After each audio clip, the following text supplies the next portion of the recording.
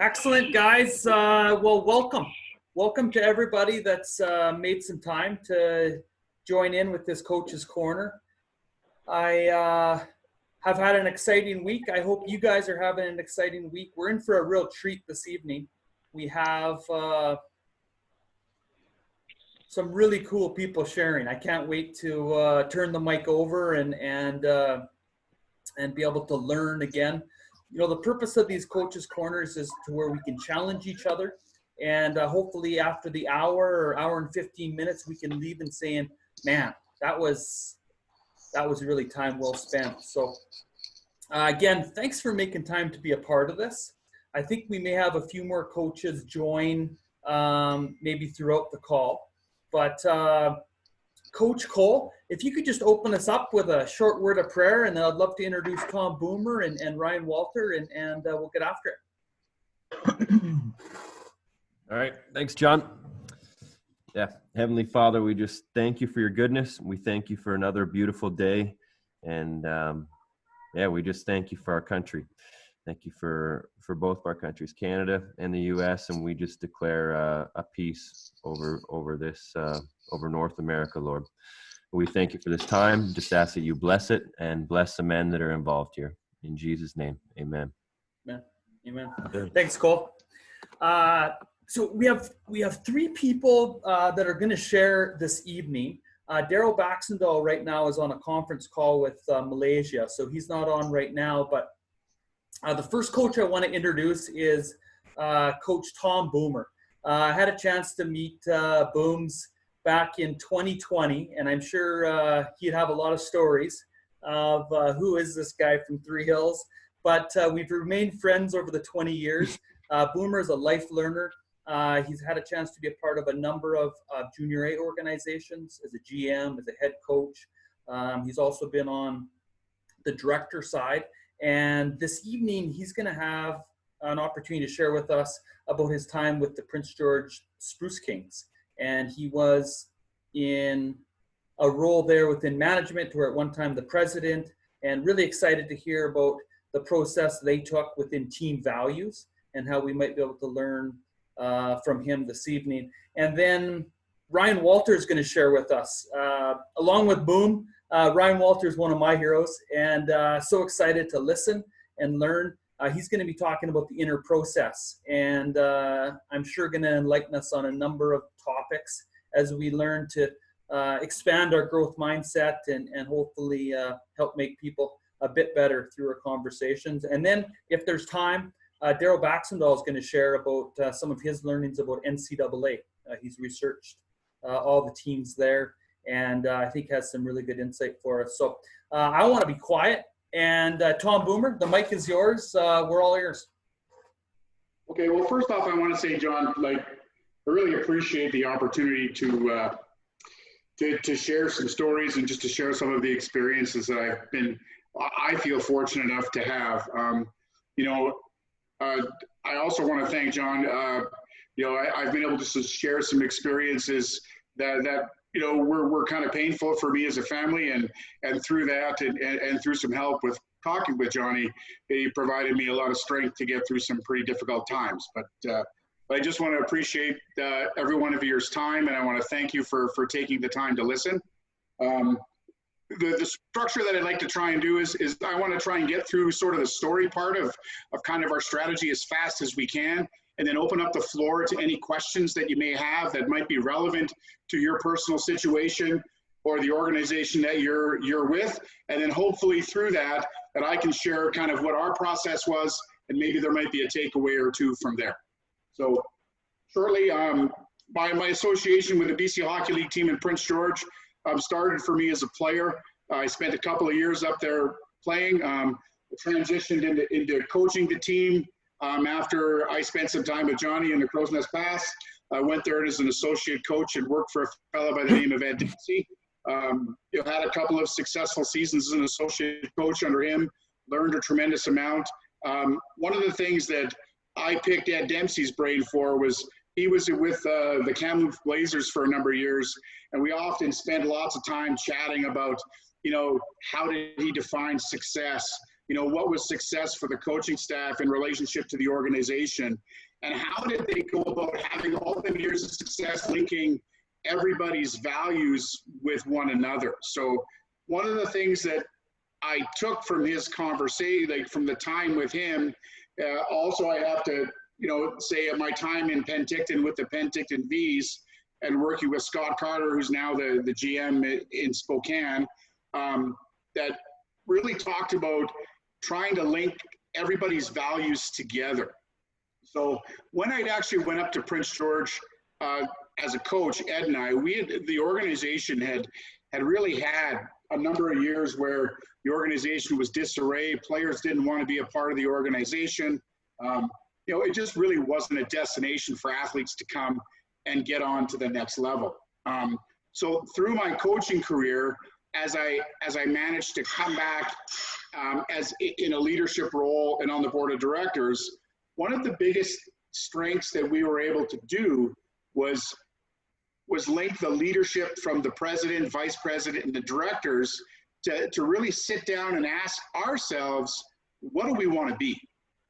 And through that initial meeting, you'd be surprised how people really didn't know how to answer that question. We had answers from, well, we want to win hockey games. And then, so through that, we dig a little deeper. Well, what does that mean? How are we going to define success? How are, are we going to measure it just by wins and losses? Because then I would talk about previous years where they had a fair amount of wins, but they had a whole pile of disarray, off-ice problems in the community, dealing with some substance stuff from the players and on and on and on. So when we would have them difficult conversation through us as an organization defining exactly what we wanted to be, that's where we really found that we took a significant turn. And one of the things that we did as an organization is we set forth our core values. And I know that you see it a lot, and you see postings on a dressing room wall of this is who we are and this is how we define success. But one of the things that's important is linking it with everybody in the organization. So when I ended up being the president of the club, and we defined our values in terms of strength, passion, character, and commitment, right? So then through them 4 values, that guided the entire organization.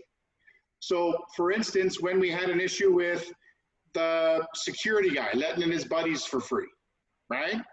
What about that action is strength, passion, character, and commitment. So from an organization standpoint, we ended up kind of directing the people that were with the organization in a way that we were all on the same page. And then we were able to transition that with our general manager, who was then in control of the hockey team, and his values were the same values as the business. So we also run a show home lottery up there that generates, it generates about $1.5 million in revenue, which funds the whole program.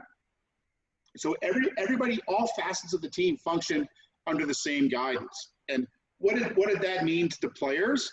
Well, it totally changed how we looked at the organization. Because now when we talk about passion, character, commitment, we put that in terms of what does that mean for a player?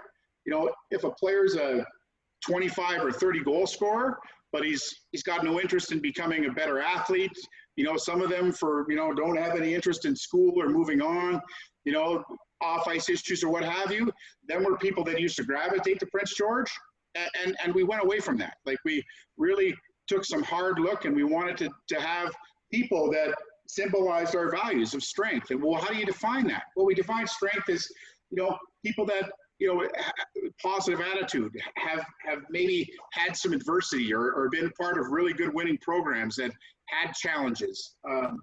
Strength also physically, how committed, are you to being an athlete, them sort of things. We talked about passion. Well, we want hockey players. We want people that are passionate about the sport, passionate about the game, or that, when it becomes real hard and real difficult, that it's not a struggle. It's one where they dig in and they keep grinding. We talked about character and commitment. Well, everybody says, well, he's a great character kid, or he's committed. Well, you know, you look at players and people in general that, you know, that have some source of success, that character part and the commitment, I used to always link it as everybody has the ability to get to where they want to go. I always usually tell this speech and I get two glasses. One is big and one is small, and I call them the effort cups. So I can get to where I want to go, but I'm realistic knowing that my effort is this big and maybe somebody else is maybe a little smaller, like my wife's nice cup there. They don't. So we kind of follow their guidelines. And then what happened is our organization really transitioned, and we ended up, you know, being able to recruit in Vancouver. You know, we you know, last year after the Royal Bank Cup, we had a, you know, one of the highlights for me was, you know, talking to Bruno Campesi, who's who I coached with in Penticton. He's now a scout in Las Vegas. We discussed a D-man, you know, in Prince George that was playing in the Royal Bank Cup. And, you know, when he says, tell me about it, you know, well, what's he like? Well, he's a gym rat, you know, great person, great family, you know, dedicated to the game, dedicated to the people around him, just an all-out good kid. And that's what defined our organization, and more so than the wins and the losses. It's almost like in the end of it, the wins and losses were kind of like almost the exhaust coming out of the engine, because we built the car the right way with the right tools and the right equipment. And we were able to we were able to take the organization to where it's never been before. And we had a good 15-year run where we had, you know, seasons where we'd have 35 win seasons. You know, probably could have been a championship team. We're unfortunate on the injury part or stuff that was out of our control.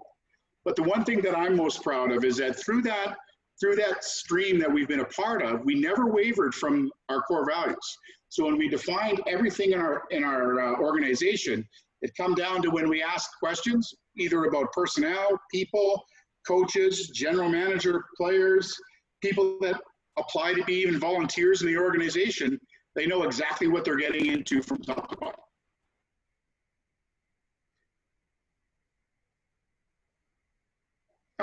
Just some added comments about that is, you know, when you kind of tell the story in 15 minutes, it sounds like it's really easy.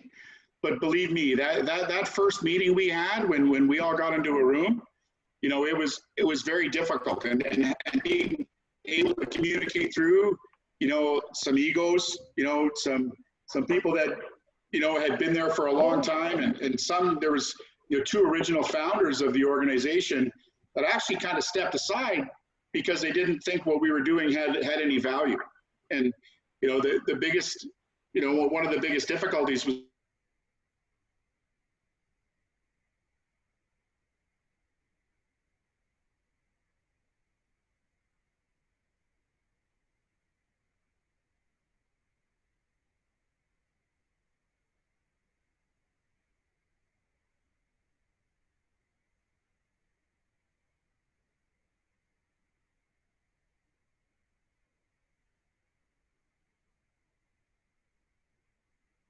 one of the things that I look for, you know, even in my leadership style today, is a real values-based leadership in the business that I'm responsible for in Calgary now.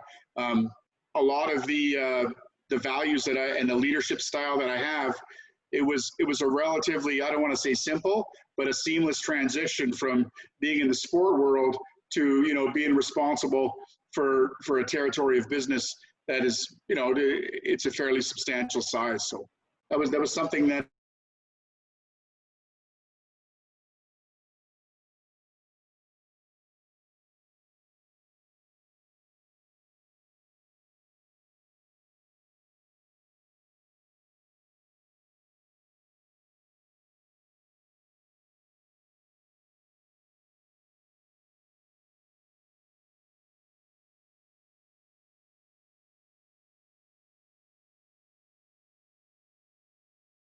we talked about, how do we handle that?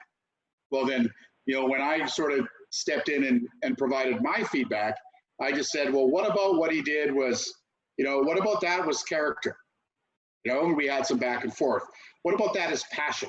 What about that, you know, is commitment? What about that is strength? Like we talk about as an organization, So in the beginning, and values, every time a situation like that came up, it allowed us to be very rigid in some of the difficult decisions we made. And what it created was alignment. So we didn't have, say the director of scouting saying, well, that was my guy. We got to keep him. He's a good kid, right? We got into a room, the guys that made the decision, we let the hockey, we made a decision as a hockey team, as a hockey executive. And then me as the leader of the board, when I talked to it at our board meetings, we were all in alignment. So any decision like that came up. So earlier on, I would say earlier on in the process, extremely rigid. And then when we had everything, we felt like we had all the infrastructure in place and we had all the right people. And for instance, we made a trade from somebody outside of our organization from a player's perspective. Maybe we didn't have as much information on. We felt comfortable that we could lead that person and he could come into a good environment and be productive.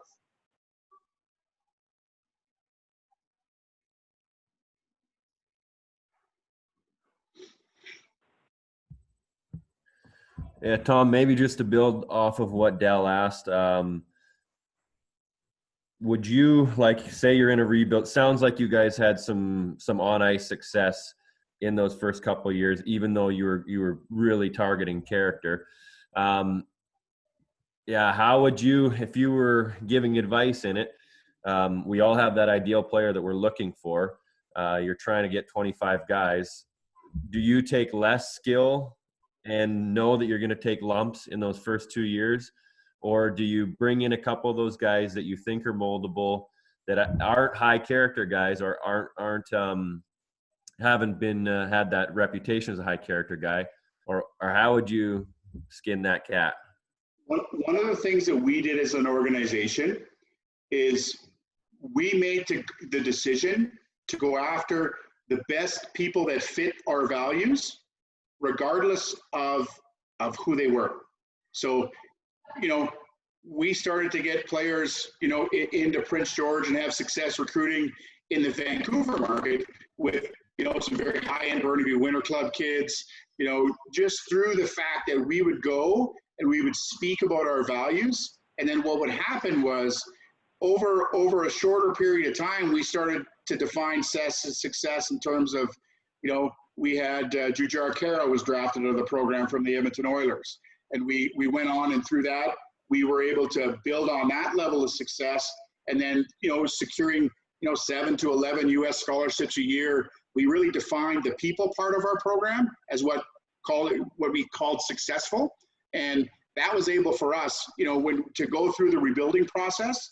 And because everybody was in alignment and nobody was sort of out of character in terms of expectations, where we'd say, look, if we took our lumps in terms of season, or we're maybe just above 500 with a younger group, but we had everybody that fit what we were as an organization, you just have to, we trusted that it would work. And to be honest with you, that's the reason, Prince George has had, long-term success. I mean, we have a general manager there that believes in that process and talks about that when he recruits players. And when he has them individuals talk about people that have been through the organization, that's exactly what they say. So it's, what I would say is if you're in an organization that has players that don't fit that mold, or whatever mold you create or you believe in, then don't be afraid to have the courage to make tough decisions. Because I stand by the fact that if you get people that are within your values that you want to carry as an organization, and through the people that, how you lead, that the results will come. It's just the values and how you are and how you define your organization is critical, because the success part of it is, it's almost like the cream on the top of, for lack of a sundae. It doesn't come first.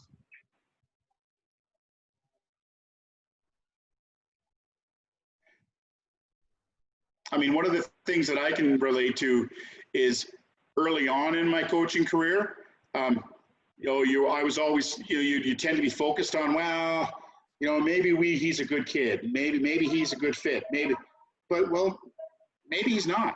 Do you know what I mean? And you look for reasons to keep a player as opposed to say, look, these are our values, and he's clearly not in line with them, so it's okay to move on.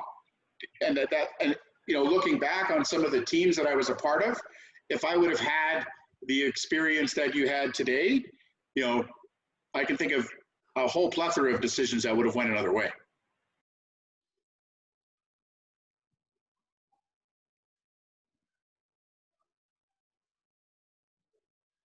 Tom, Ryan Walter here. How did you guys find, after doing this for a number of years, how did you define players and know, their inner character, their, the values that they held important so that you could align them? What was your process? Well, I think most importantly, the process was having our coach, our assistant coaches, and our general manager be in alignment.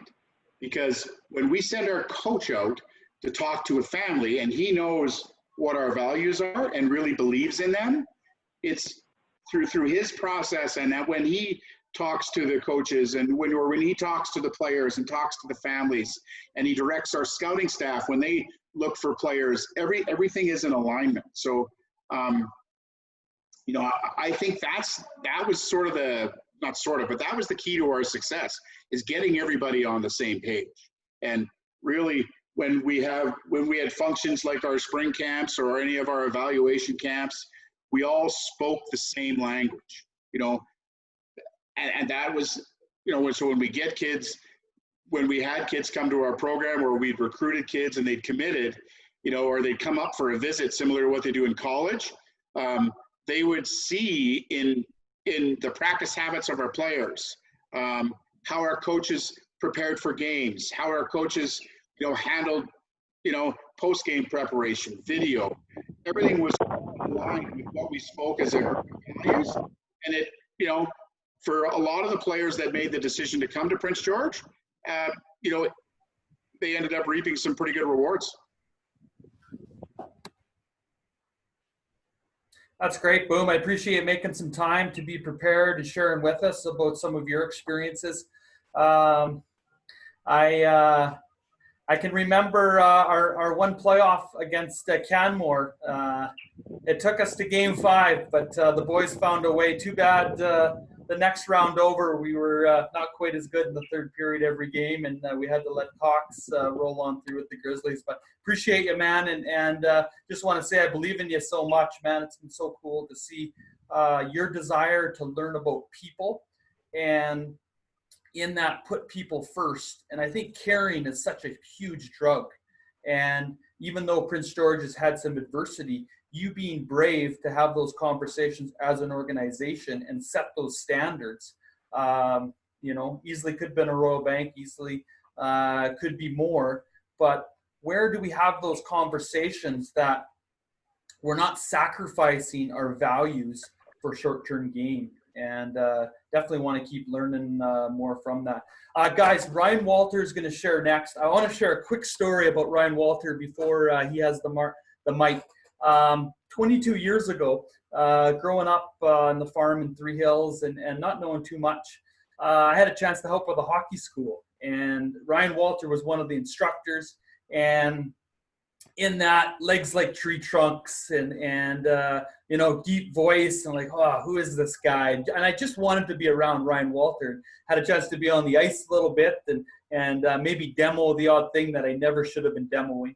And the one day we were able to have supper together, and we were in a cafeteria setting, and we had some great conversation. And as the supper ended, all of a sudden Ryan stood up and he walked around the table and he came onto my side and leaned over and grabbed my tray. And I looked to the left, I looked to the right, like everybody scrapes their own plates in the cafeteria. And Ryan took my plate over, scraped it, came and sat down. And 22 years ago, I said, I want to be like that. And in that, we learned from so many different people. Just so excited to listen to Ryan today. As we know, Stanley Cup winners, coached in the NHL. He's been a president for an AHL organization, happily married. And Ryan, the mic is yours. We're looking forward to listening to you. Yeah, Thank you, John. That's a great story. I'd forgotten about that. That feels like a long time ago. I want to thank Tom for his real focus on values. My wife Jenny and I do a lot of executive coaching at a number of levels, and we're doing some marriage. I don't know. I would call it coaching, and with executives and their wives. And the number one thing that we start with is we have both mom and dad identify, and we have a process to help them do this, but to identify their top 7 values. And through that, we get a chance to create Tom's word. I love the word alignment in a marriage. And that is a powerful, powerful thing. One of the things that I would highly recommend is take Tom's lead. And actually, there's some good assessment tools online right now where you can actually get a sense of what the values of your players are. And most players, most executives, most coaches have never done that. Most people in life, Tom's point, have never discovered their own values. You know, so how do you understand the values of your organization? That was awesome. Thank you for that. I want to give you a couple of visuals today. Let's see if I can follow up on something. And I've just built this. It's a very simple model. And so I'm checking in here. John, can you see the screen? Everybody see the screen here? Does that work? Yes, no? Yes, okay, good. Yeah, I got it. And I just want to give you, okay, we're good. I want to give you, this is a brand new model we've just built, and I'm calling it sort of the 3 scores of performance. And all of you do this, but I want to try to identify, I'll give you a visual here in a minute. And this is the inner game that John has asked us to talk about. So would we agree the first performance score is always an outcome score? So, you know, when I played in the NHL or when you're coaching, wherever you're coaching, somebody's going to say at the end of the day, how many goals did you score? How many points did you get in the season? There's always going to be an outcome score. And everybody wants to know the outcome score. Let's go to number 2 here, though. The performance process score is a lot different, and many of you as coaches are good at this. So in other words, we focus, and John Wooden said this perfectly. He said, our goal as coaches is to focus the players on the process that gives us the win.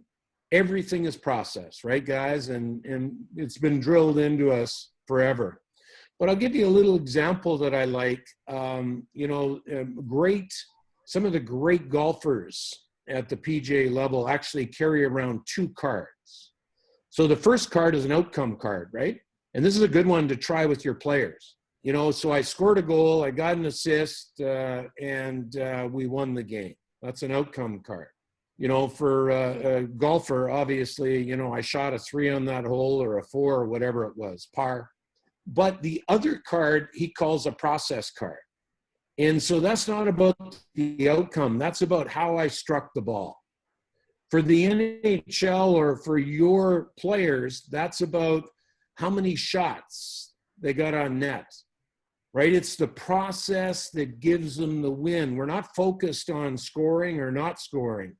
It's, did you get the 5 shots on net that we talked about?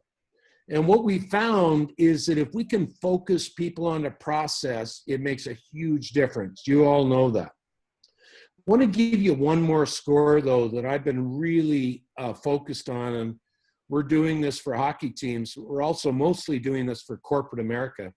And that's what we call the performance resilience score. Let me just give you just a visual here. See if I can find that. So the performance resilience score is something that I've been thinking about for a long time. And on the left-hand side, right, our players are either they're coming to play or coming to work, or they're coming to win. And for us, that's the mindset, right? That's the belief system. And this is also for corporate America, isn't it? We do a lot of work with companies in this area. Do your people come to work? Like, do they show up, or do they come to win? Do they have that process in their mind? Are they prepared? And are they, incented to win? And then on the sort of the left, right there, and you guys love this terminology. This is one of my favorites. Do they play soft, or do they play hard? Don't you love that? If you would have said to me as an NHL player, "Oh, that Walter, he's soft." Oh, I would have dropped the gloves and come after you. Immediately, when you say I play soft or I play hard, that's everything, isn't it? And if you would say about me that Walter played hard, right? That was everything. And you know what I've come to understand, coaches, is that this is the compete level that we're looking for, isn't it? It's also this, science calls it grit. In the world of hockey, we call it mental toughness. But this is the area of coaching. This is a great area to teach around. And so what I did is, up in this performance resilience score, is I'm actually starting to score players there. So, the bottom player is a 3-3 player. So in the area of win work, they're not really committed to the team. They're just putting it on the ice. They're showing up. Obviously, they're playing a little softer than harder, and so that's a player that I've either got to figure out and train in this area, or we're going to move them on. You go a little higher there. I got a 7-4 player. So that player is, they're committed to the win. They understand the preparation to win, but they're backing off. When the game's on the line, I can't trust them. And here's where it hit me, guys, and we're all in this situation.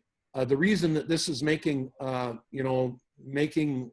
guess, my focus at this point is COVID-19. We're using this model with corporations, with companies, to actually start to identify where they need to do some resilience training.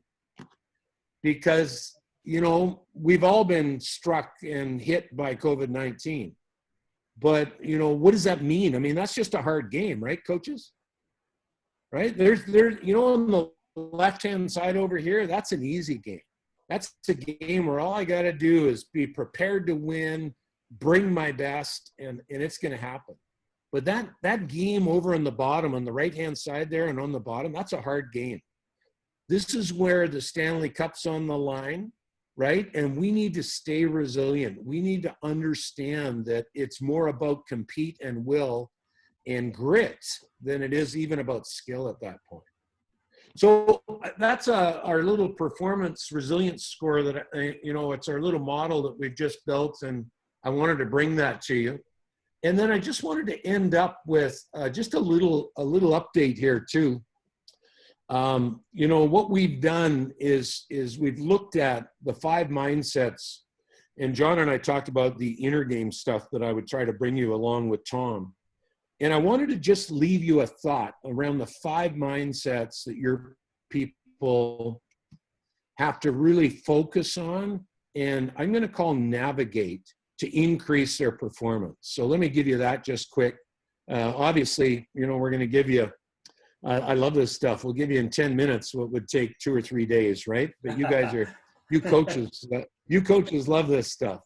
So I don't know if you can see that, John? We're good there? I can see it, yeah. All right.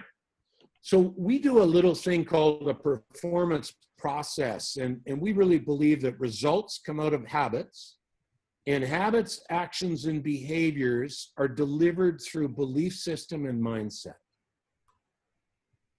Okay, so in essence, what we do times what we believe and think equals the results that we get as a player. you guys have seen this many times. You've got a highly developed, a very skilled player, but they don't have the mental skills in place, and they never achieve what you thought they were going to achieve. So it's always that equation. And you know what's really cool is it's true in life, isn't it? So the inner game connected with the outer game equals the results of our life, equals, you know, the direction that we take. And then at the very bottom, I just wanted to say that, you know, I'm really big now on experiences. One of the great ways to actually scout players now and scout parents is to go deep into the experiences that they've had and have great questions around trying to figure out experiences, and, you know, get them to talk about a very difficult game they played and how they responded. Because here's what I'm learning. After 62 years, we perform. Out of the experiences of our lifetime so far, we lead. Really, the question for you as a coach is, what new experiences do you need to go and get and generate to actually grow yourself as a leader? So I wanted to let that sort of set up our little next model here. And let's see if I can bring that up. I love the idea by the thought by Frankel. You know, but between stimulus and response, there's a space. And in that space is our power to choose our response. And in our response lies our growth and freedom. And coaches, I don't know if you're studying this right now. I would give you this is a big word for an old hockey player. But I would get you to really study this word. Let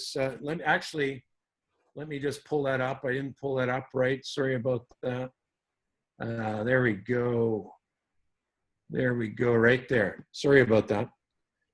And this word, metacognition, is a word that I would Google, and I would you know, study, I would learn about, I would ask questions around.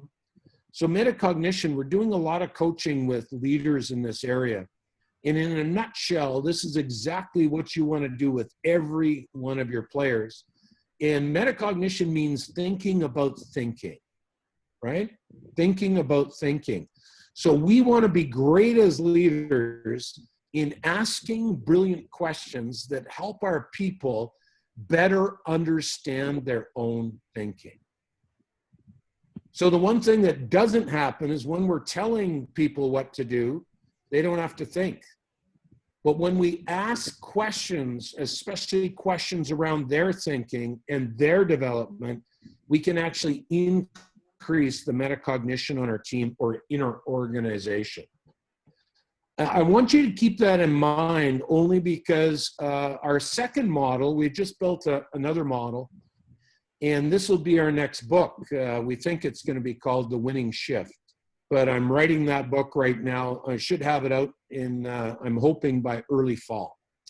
So as you guys, you know, could guess, I had to build a model on an ice arena, right? It feels like I built this just for you guys. But there's positive thoughts up in the top, you know, goal, and then obviously negative thoughts down in the bottom. There's past thoughts over on the left boards, and there's future thoughts on the right boards. And this is called our thinking tendencies model. And this gives us 5 places of awareness that actually drive our performance from a mindset point of view. Very simple. Bottom left, I'll give it to you very quick here, is what we call past negative thinking. And leaders, you know this, right? Your players live here. This is where your player, you know, focuses more on the game they messed up than they do on the next game that's coming. You know, a lot of people live in past negative thinking. This is a place that is, you know, and we could spend a day on this, but these are the regrets of our life. This is where we blame people, and these are the disappointments. But you know what's awesome about past negative thinking, coaches? You do it all the time, and here's why.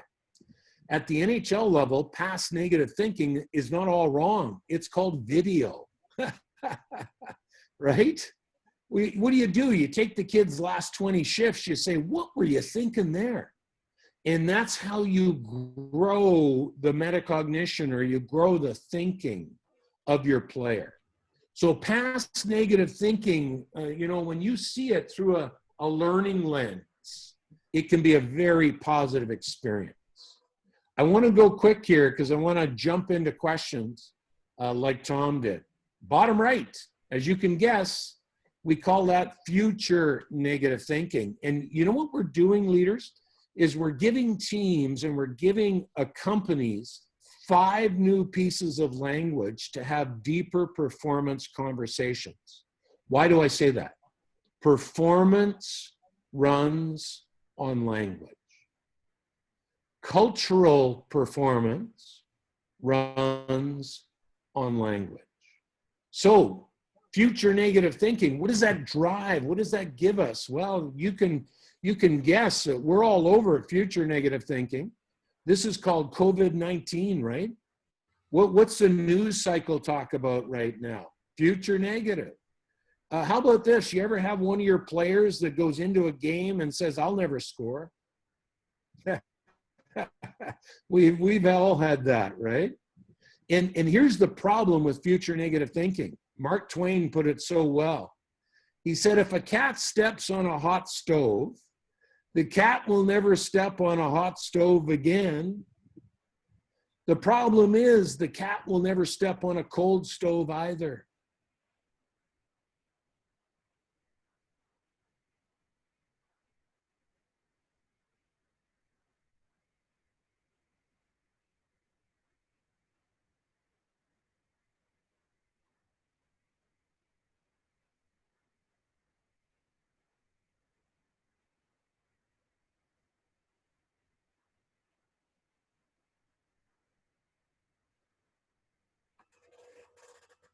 Positive thinking. Leaders, this is your visualization, right? This is where we focus on what we want. And for many of us in the room, this is called prayer, right? Oh Lord, please, I need this, right? I need help for health. I need, like, the beauty of how this is set up is he keeps telling us to ask. Future positive thinking is a powerful place. By the way, if I can just show you this, and I'll come back to the 5th in a minute. We've built a little offensive zone, defensive zone thinking, right? I don't know if you know the ratio, but science is telling us that we need to have at least 3-to-1 as a ratio in our culture. And here's how it goes. We must have 3 positive interactions to every 1 negative interaction to hold the culture we have. If we want to increase or increase the culture, like make it better, we've got to get well above 3-to-1. And then we popped into some key words here in the different areas of the model. And the reason I bring you this, leaders, is that in our primary relationships, so for people like our spouses or assistant coaches or others, John Gottman says we have to have a 5-to-1 a positive interaction to negative interaction ratio to hold the relationship that we have. So a 3-to-1 in our culture, minimum interaction relationship of positive to negative, and then obviously a 5-to-1 in our personal relationship. That's just the minimum to hold what we have. Finally, the 5th mindset, and you guys know this well, we call it the flow zone, right? It's perfectly positioned, isn't it? And we're doing a lot of work with companies right now around increasing flow. But you and your players know this really well. I mean, this is where the player goes from, conscious thought to non-conscious thought, right? This is where we play in the zone. And can I say, leaders, science has got some great stuff here now. Did you know that if we're in conscious thought, if your player is thinking, they can only access 40 bits per second in their brain. But if you can help them get into flow, into non-conscious thought, they can access over 2 million bits per second in their brain. What do you want playing the game, right? We want to be in flow. And so we work with teams and with corporations around two big things. How do you increase flow in your business, in your people in your business? And how do you protect flow in your office spaces? How do you protect flow in games? Can I say this, leaders, and I want to fess up a little bit. When I first started coaching, I made a lot of mistakes, and I still do. But you know, one of the big mistakes I made in coaching midget AAA and Bantam AAA is I talked too much behind the bench. I didn't let my players play the game, right? Coaching is for practices. How do we get better? In practice. In the game, we want the whole time to keep on our mind, how can I keep this kid in flow? And sometimes that's leaving it alone, right? That's not bringing up the negative. That's, talking about the negative in practice or pre-practice. So that was just a good learning curve for me. So 5 mindsets that actually navigate or dictate the performance of not only your players, but of your culture. And I know that went quick, so I just want to open up for questions now like Tom did. And then, we'll just fire away. We'll have some fun here. I'll try to pull away here.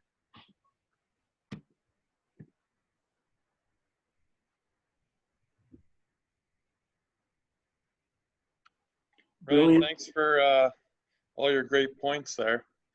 Question for you: if someone hasn't experienced the success, any thoughts on gaining and building somebody towards the positive and the belief without having maybe accomplished it or experienced it yet? Well, that's a wonderful thought. So obviously, we win out of our experiences, and we lead out of our experiences, and we play out of our experiences. So if we haven't quite had that level of experience that's going to take us to the next level of our game, then I think the one thing that we can do, number one, is we can be in a future positive, a visualization of what that might look like. And that with that, in non-conscious thought, that could become part of an experience that we could generate. As you know, our brain doesn't differentiate between reality and making it up. So visualization is such a powerful piece for athletes. I would say the other thing is to have that athlete go somewhere else for a winning experience. I'll give you an example. The difference between my 18th year and my 19th year, I'm talking age, but I was playing for the Kamloops Chiefs. And in the summer after I was drafted at 19. At 18, I had a pretty good season. I had 30 plus goals. At 19 in the Western Hockey League, I had 52 goals.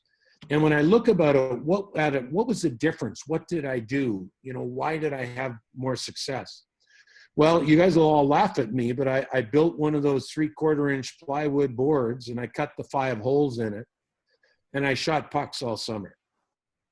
Sometimes when we get players to have a new experience, even if it's in a different venue and they can have success there, that will also, run off or run over into their game. And as you can imagine, with the 3/4-inch plywood, there was a lot of bang, bang, bang, bang, and then shoom, shoom, shoom. And that year, I had one of my best offensive years ever. So the experience doesn't always have to be in our game, but we want to guide success in other experiences as much as possible.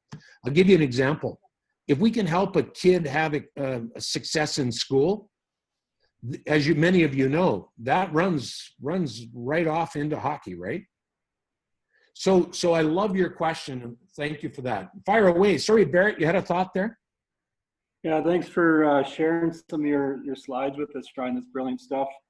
Two questions. The first one around the thought of the conscious thought, the 40-to-1 ratio, and then the non-conscious.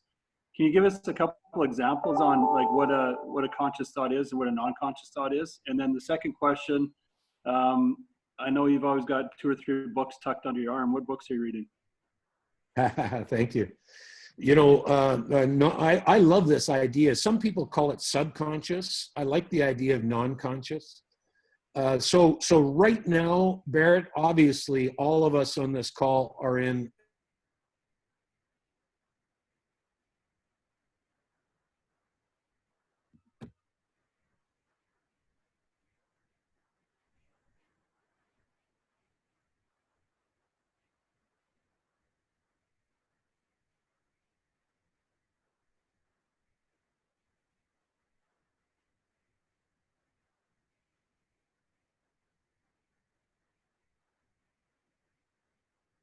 it's just happening.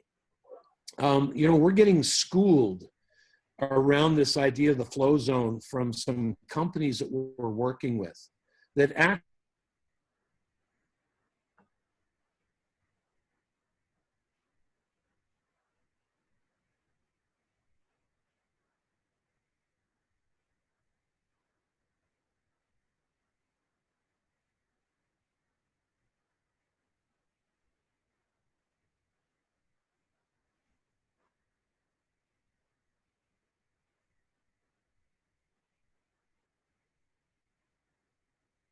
my stick and I'll fall in the corner. But as you know, you do this all the time. You've got a kid on a breakaway, makes a move, never even thought about that. He's practiced that a million times and it just flows.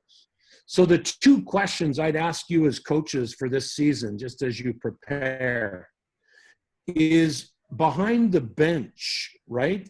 Is that, I used to correct players way too much and I love doing it because I love coaching.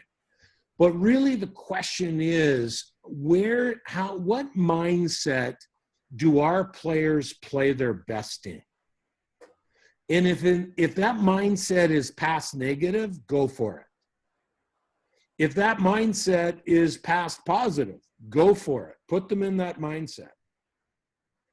If that mindset is future negative, don't know if we want to go there too often. But here's the point, leaders. I believe you'll agree with me. In games, the mindset that we want to recreate often is to get our people, our players back into flow. So that'd be something I'd love you to think about, you know, and there's great science around it. From a book point of view, the guy's name's Csikszentmihalyi, Barrett. And it's not an easy book to read. It's a very academic book. Let Barrett read it for you. But here's the book. It's called Flow. And in 1975, Csikszentmihalyi coined the term flow, and it's a pretty good read. Right now, though, I'm reading a couple of very cool books. One, I think, what is the name of that book? You know, I'll get it for you soon here, but I'm going to go on to Audible and find out. I've read too many lately. I've really enjoyed walking with my wife and reading books. But let's keep going. I want to open up to more questions. I want to make sure that I'm hitting where you're at. Yeah, Ryan, just want to chime in a little bit. You've been a huge part of me in my transition, my new career over the last couple of years. But looking at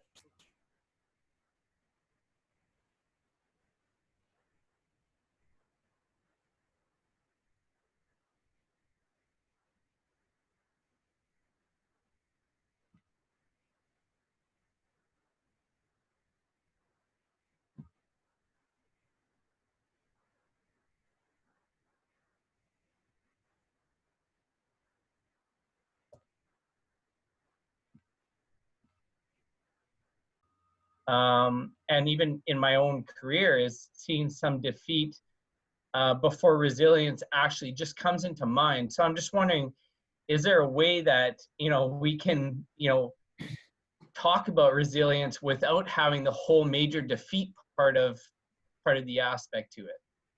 Yeah, love the question, Curtis. And the way I would put it is, that's the business that we're in, is we love when we can hijack things, right? So hijack the learning curve, because we don't want to lose for 10 years and then win the 11th, because as a coach, we won't be around. Exactly. Yeah. And so the book, actually, you're answering the two questions at once I get to answer. And for Barrett, I am revisiting Grit by Angela Duckworth. And I would read, if you haven't read that book, I would read that book again. She really hones in on resilience, and she calls it grit. We all like that. And the point is that smart people don't always win, but gritty people do. And she has a whole bunch of study, on that. The other thing that we're doing is we're doing some work with this mindset model, our 5 mindset model, around hijacking resilience. So if you can give your players language to actually have performance conversations around, okay, I'm stuck in past negative. Okay, and I want to shift, and that's why that's the name of our book. I need to shift and spend more time in future positive. In the past, we've never had a model to sort of say, why is your thinking off? Or how about this one? What do we say to kids as coaches? How come you're grumpy today? And so we've never had language to actually share with them, what are you thinking? And I think that's the power of this model, is that it gives people awareness around their thinking so that they can actually be more in tune and actually shift their thinking. Oh yeah, I'm stuck in future negative again. Okay, I know what to do. And I really wish that I could have had this model as an athlete, to just be, sort of cognizant of my thinking. My wife, Jenny, had a great thought the other day. She said, we were having a conversation, and she said, when you think about it, that was a pretty past negative conversation we just had. Isn't that cool? So we can actually think about the conversations that are going on in our dressing room and be able to connect it to the type of thinking that we're allowing in the dressing room, so that we can actually shift that thinking. Leaders, we're doing some really big work around questions right now. Leadership in 2020 is about questions. And you know what questions do? Questions guide conversations. And you know what conversations do? Conversations come from and solidify thinking. So I think this idea is a powerful one. I love Curtis's thought around hijacking resilience. Let's find, let's let our kids have experiences for sure, but let's also look to train our kids, our players, in the area of resilience. And that'll be part of our next book. I'm not trying to sell you a book. I'm just excited about it and passionate about it, because I think, especially with COVID-19, this is the time to talk to people about increasing their resilience, because they just experienced the opposite. They just experienced high worry, high fear, high anxiety, and they know what that is. So this is a great time to teach the opposite, which is what we call resilience. A couple more questions, and then John will shut me off. Yeah, I've got a question for you, Ryan. It's Dave Armbruster. So my brothers John and Paul are on the call, and my cousin Jamel's there. So appreciate the opportunity. I just love the conversation when we're talking about values, what Tom was saying too about alignment. One thing, just wondering if you could highlight for us, Ryan, you know, when we talk about wins, when we talk about losses, those are experiences, and that thinking, whether it's positive or negative, can affect us. How important do you think it is for our players, for our family members, for our students, teachers, whatnot, to have that solid set of values? Because when things are high, when things are low, we've got to have a solid place to land. Can you just speak a little bit to that, and maybe what you think some of the top 4 or 5 values are that you want to see in people today? Yeah, I love it. So what I would do there, Dave, is not only comment on values. I think what Tom brought us was brilliant, and a great reminder around, you know, not only corporate values, not only team values, but really helping players to understand their personal values. You know, it won't surprise any of you here, and many of you, you know, we've spent time together. And I didn't really recognize this, but my number one value is creativity. Now think about that. It's not honesty, it's not faith, right? Those are two that you know, should be right up there. For me, the way God built me, my number one value is creativity. And I wondered, why was I always trying to figure out a better way to do the power play as a player? Why have I written 5 books, and I've got another one that'll come out, you know, in June or July? Creativity. Why are we building models? And so here's what would happen to me as a player. If you were a coach and you didn't allow me to be creative in whatever way, you've just shut down my number one value. So for us to know our players, we need to know their values. I would also say this, Dave, that there's a slight differentiation between values and characteristics. So there's a great book to read. If you haven't read it yet, pick up The Leadership Challenge. And Posner and Kouzes are 2 great leadership authors. And they actually went worldwide and did a study where they asked people who would willingly follow their leader. What are the top 4 characteristics that you want in your leader? This is a powerful one as you think of your players and you as a coach. I'll give you the top 4. Number 1 is honesty.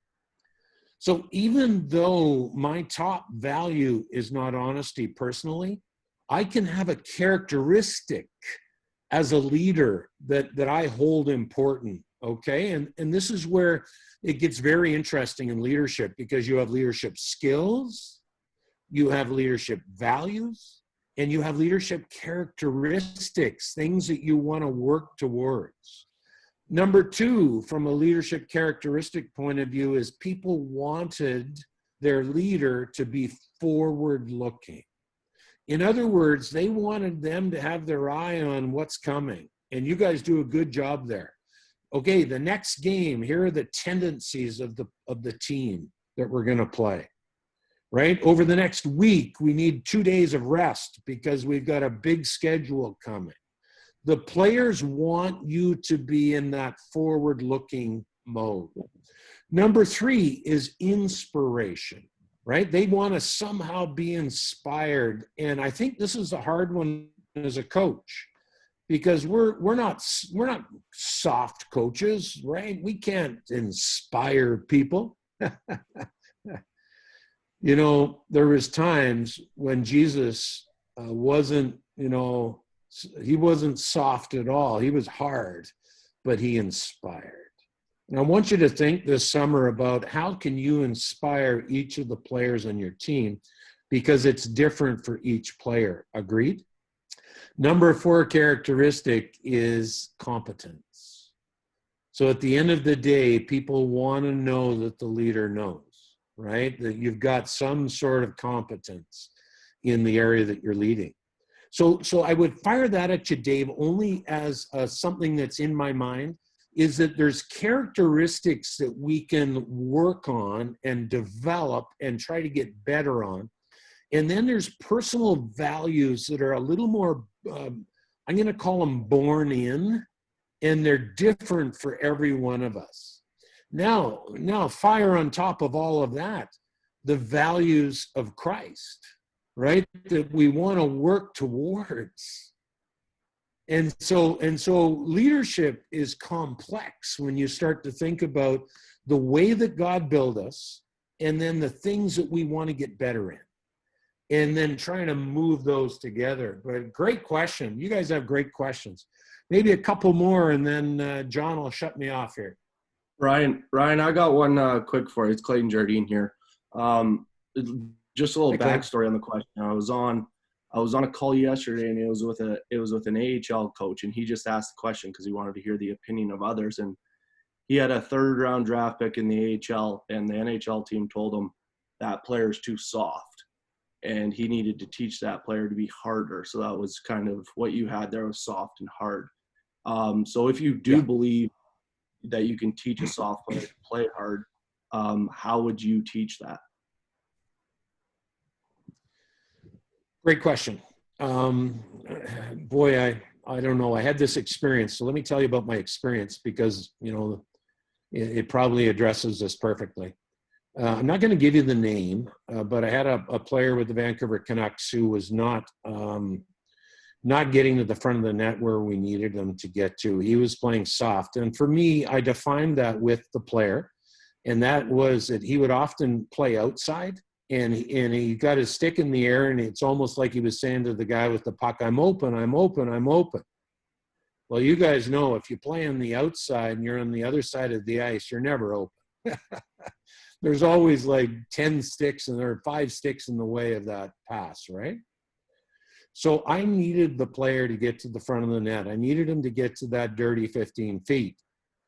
And so here's what I asked him. I actually asked the player, and this is a weird term, and it sounds that I'm a soft coach, but could you write these 2 words down? I actually had a conversation with the player over coffee. And I did 2 things when I look back, leaders. I got away from the arena. So normally we did all of our meeting at the rink, and I actually thought, no, I got a new message. I have to have a new place. And I took the player to Starbucks, and I said, okay, let's have a coffee. And I sat him down, and I asked him this question. I said, you know, I am your coach. I get that. But I need your emotional permission to coach your best game. There's the 2 words. Emotional permission to coach your best game. And the player said to me, well, what do you mean, Ryan? You know, you're the coach. You know, you're the boss. And I said, that's the problem, Mr. Player. I got this, right? You're telling me everything right, but I don't have any of this. I don't have any heart. You're not connecting. You're not doing what we asked you to do. And I said to him, he said to me, well, emotional permission, what does that mean? What does it look like? And I said, here's what it looks like. When you play outside on a shift and you come back to the bench, I'm in your face. Because we can't have that. That doesn't help you. It doesn't help us. It sends the wrong message to our team. But when you play inside and when you play hard and you drive the net, even if you don't score, I don't care.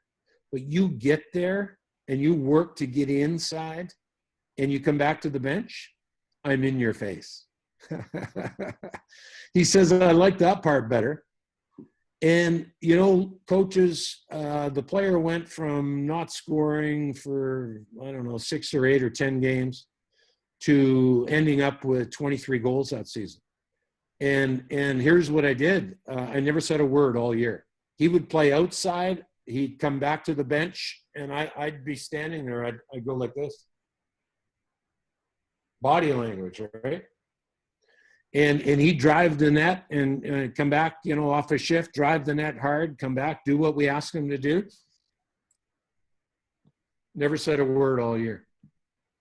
And he went from two principles there. Number one is I had to get the heart engaged. I had to ask for his emotional permission. And I would use those words because it's different for every player. Number 2 for me is I gave him immediate feedback.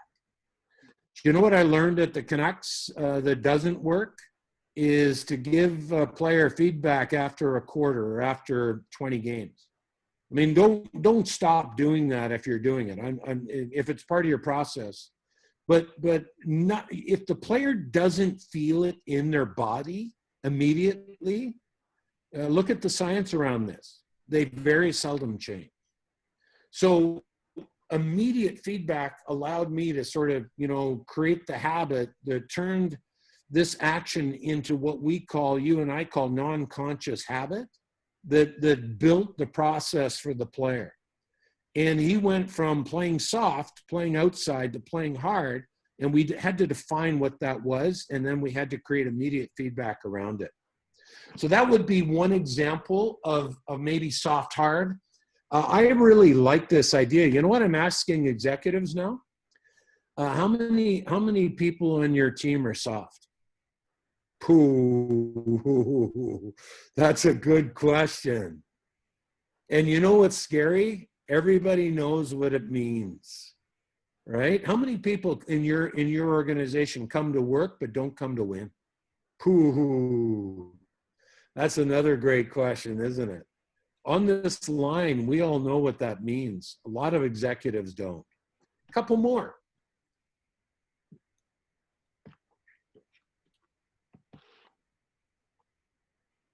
Ryan, it's Tom here. I have one for you. In the communication model that you had surrounding the rink, how transparent would you be with your team in terms of maybe posting that in the locker room, or say for me, posting it in our boardroom when I go to a meeting, or when I have a meeting with people that report to me? How effective do you think that is in seeing that every day?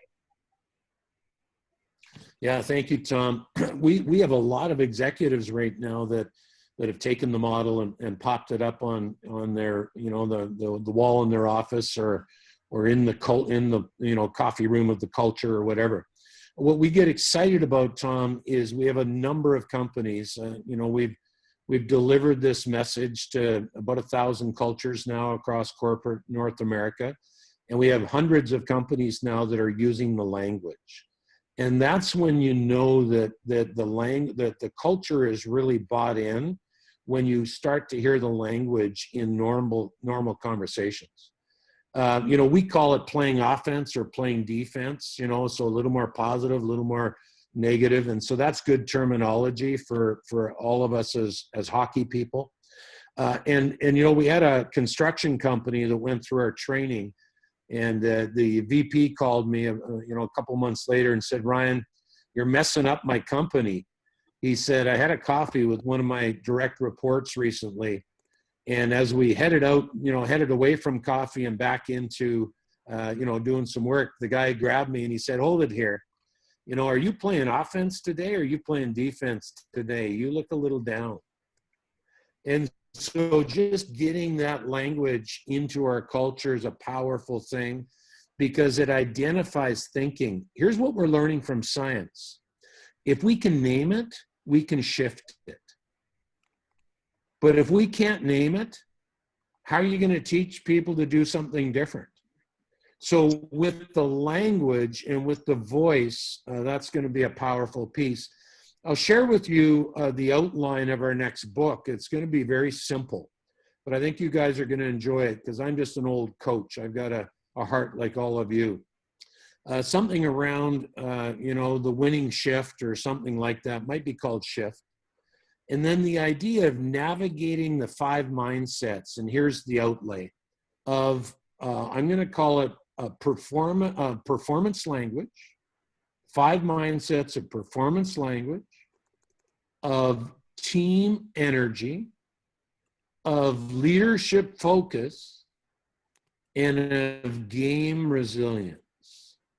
So those five mindsets that we looked at actually play out in language, they play out in performance, they play out in energy, and they play out in resilience. So we're going to spend some time in the book walking through each of those, so that you can have a better feel for some of the outcomes that you can get if you can shift the thinking of your people. I think that the number one thing I'm learning around leadership in 2020 is this idea of metacognition, guys. We are in a time where our players and our people demand that we actually have high impact on their thinking. They want that, and so do we. And so we actually have a coaching process called 4PI, where we teach this idea. We have 35 key questions around how to use questions to actually adjust the thinking of our executives and of our players, of our people. So I'll give you a quick one. Let's say you're in a future negative conversation with one of your players. You are sort of listening in and you're hearing a lot of future negative, and you ask one question and it shifts their energy, their focus. And here's your question. You've asked it a million times. Hey, player, where have you seen that gone really well in the past? One simple question moves them from future negative up into past positive. And the only difference, you're already using those questions, leaders. The only difference now is you're more intentional in your leadership on shifting energy and shifting thinking. So this summer, I'd love you to be thinking about key questions that you could generate that would actually allow you to shift the energy of your people. I'm going to end with this. We're all in sales, right, coaches? None of us want to be called a salesperson. I love sales. If you're a coach, if you're a husband, if you're a dad, if you're in business, we are all in sales. Here's why I say this. How can we as leaders ethically shift the thinking of our people? That's your question. You're in sales. How can we as leaders ethically shift the thinking of our people? John Maxwell said leadership is influence.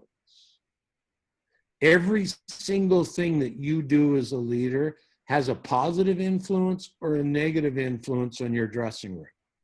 So we want to be intentional in this area of thinking.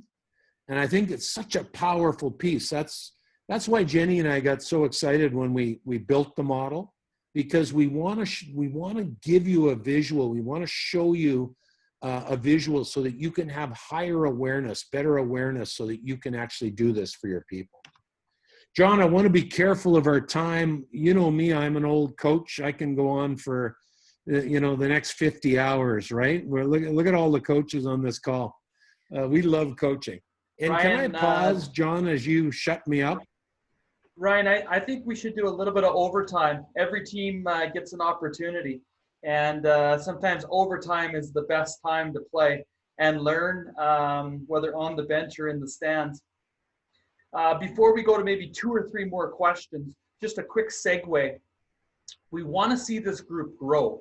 And in your conversations with your network, with those people you trust, those people that are building into you and you're encouraging, please have those people feel a ton of freedom.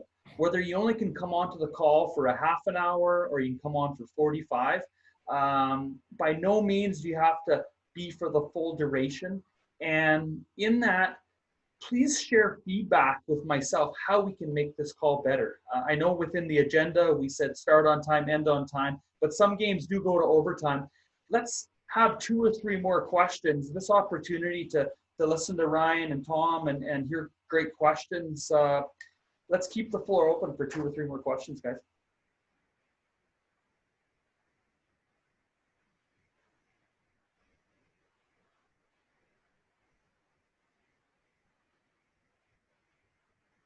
That you've really enjoyed. Fire away.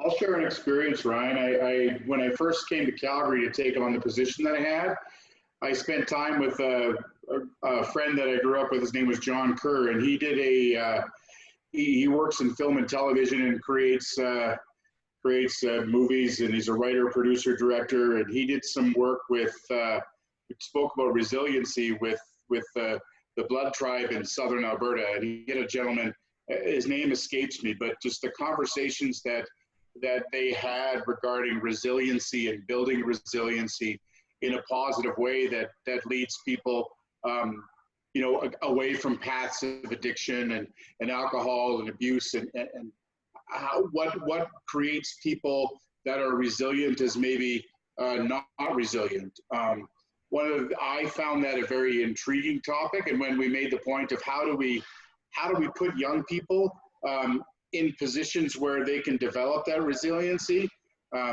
it's kind of it's an interesting question. I found even through me coaching my son who played Pee Wee this year, trying to create situations where him and his teammates could build resiliency and face adversity and kind of come out of it okay. I think that's an interesting topic, and maybe hopefully when you talked about it, you have some ideas on that in your book. I'm really looking forward to making sure I can read that and kind of try to grow in that area, because I think that's where the magic is for people. I just wondered your thoughts on that. Yeah, I totally agree. And I would, Tom, you probably already read Duckworth's book, Grit, but I would reread that. I think that her science, she doesn't really tell us a lot around how to do it, but her science around the importance of being, resilient and having grit is very, very powerful. So it's a great reminder for, all of us who are growing kids and coaching players. Yeah, for sure. I love that. This area of resiliency, I don't know if you guys, you're all too young to remember this, but when I got traded from the Washington Capitals to the Montreal Canadiens, the headline that day in the newspaper when Rick Green and I landed in Dorval Airport, and Rick and I were traded from the Capitals. So Rick was a number 1 overall. I was a number 2 overall. We're traded from the Capitals to the Montreal Canadiens for 4 Montreal Canadiens: Ingblom, Jarvis, Lachlan, and Rod Langway. So the headline in the Montreal Gazette when we landed was "Worst Trade in NHL History." They should have had a little byline: "Welcome Ryan and Rick." And here's my point. For the next month, I completely underperformed. There is a direct connect between the heart, the mind, and the outer game, right, leaders? Right? That idea of finding, and then finally I had to figure it out. I was either going to figure it out or I was going to get traded away. And I figured it out, and I got refocused on my game. Playing with Doug Wickenheiser and Guy Lafleur sort of helps you out a little bit. But, was able to get my game back. And I think that, the guy that was really good at this was Jacques Lemaire, my favorite coach in the NHL. I was going through a bit of a goal-scoring slump, and Jacques would grab me up after practice. Now, here's the head coach working with me after practice. And he'd put Patrick Waugh in the net, and he'd say, "Okay, go down and, on Patty with the puck. And when I say stop, stop." And I'm going down on Patrick Waugh, and Lemaire says, "Stop." And he looks at me, he says, "What do you see?" And I said, "That's the problem, Jacques. I just see pads." He says, "Okay, go do it again." "Stop. What do you see?" I said, "I don't see net." He said, "That's exactly what I saw in the video too. When you were scoring goals, you'd get to this position and you'd fake a shot and you would move sideways and find net." And he said, "Go do it." Went down, right? Fake, move. Now I see net. When we can help our people have success in small little ways, it increases confidence and it regenerates this idea of resilience, doesn't it? It builds that process. So that was a couple stories maybe around how my favorite coaches you know, have sort of built into my life, built into my inner game. Remember that idea that inner game times outer game. So this idea of mental skills times physical skills equals results. And I'm convinced of that more and more, leaders. You know, I'll bet there was 10 or 20 players when I was playing Pee Wee hockey. And we won a championship that year in trail. I'll bet there was 10 or 20 other players that had more skill than I had as a Pee Wee. And the question we always have to ask is, why didn't they play in the NHL? And the answer is, it's not about skill, right? It's about the development of skill over the long run, and it's about the mental skills to stay resilient to get there. So that's what we're looking for. Can I give you the answer to that one? I take no credit. You know, my mom and dad built a little belief system inside of a little Ryan Walter that said, if he can do it, I can do it. How about this one? We're in trail, and I score 3 of the 5 goals for our team to win the championship in Pee Wee. And I'm in the back seat, and I'm thinking, boy, my mom and dad must be proud of me. They get in the front seat, and they look back to me in unison, and with one voice, they say, boy, did the team ever play well today. That told me everything I needed to know about the game of hockey and the game of life, right? It wasn't about Ryan's 3 goals. It was about the way the team played together, and that gave us the victory. And that scarred me for life, right, leaders? Scarred me for life. So, you know, I want to thank you for our time together. I mean, if there's more questions, I'm good. More comments, I'm good to keep going. I'm not sure if John, did you unfreeze yet? Where are you, buddy? Yeah, I'm back with you. Sorry, guys. It's like I'm at the North Pole. The old internet's been playing tricks with me, but you know what you say, when you get bucked off, you get right back on. Ryan, I just want to say thanks. What a rich time together. And for everyone else making time to be a part of this call. As we look to the future, extremely excited to hear Jamel share with us in the future about his program and what he's seen in America, how they're working to develop athletes, whether it's in the weight room, away from the weight room, how they're looking at the recruiting process. Can't wait to listen to you, Jamel. Another coach that's going to share with us is Mark Howell. He's the head coach for the U of C Dinos. Growth mindset. Really excited to hear him share. Also wanting some other sports to be a part of these calls. I think we can learn from other sports. Coach Curtis Friesen is going to share on some lessons learned with his work in soccer. And I had a conversation with Gene Wolverton this morning around conversations. And Ryan, part of that conversation was, when are we asking permission? You know, when are we assuming that supper should be made? When are we assuming that everything should look right? As we wake up and actually take a deep breath, and gratitude and thankfulness fuels the start of our day, I think we're then motivated to get around good people. And a call like this has sure reminded me and encouraged me that as we ask those good questions, like you talked about, we can learn. And life can get more exciting each day, to where as we go to sleep, we can't wait to wake up in the morning.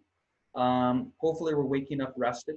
And within that togetherness, may we not be surprised when we reach our goals. And Ryan, I would love to have you back on Coach's Corner in the future. We're for sure going to talk more as we look to 2021 and maybe having 200 or 300 coaches get together for a weekend. But guys, it is that time to close things off. Thank you. I'm going to for sure send each one a copy to where you can re-listen.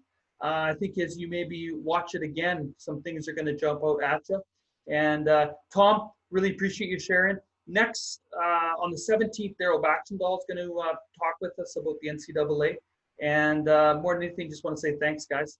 Appreciate you and look forward to the next call. Thanks, Johnny.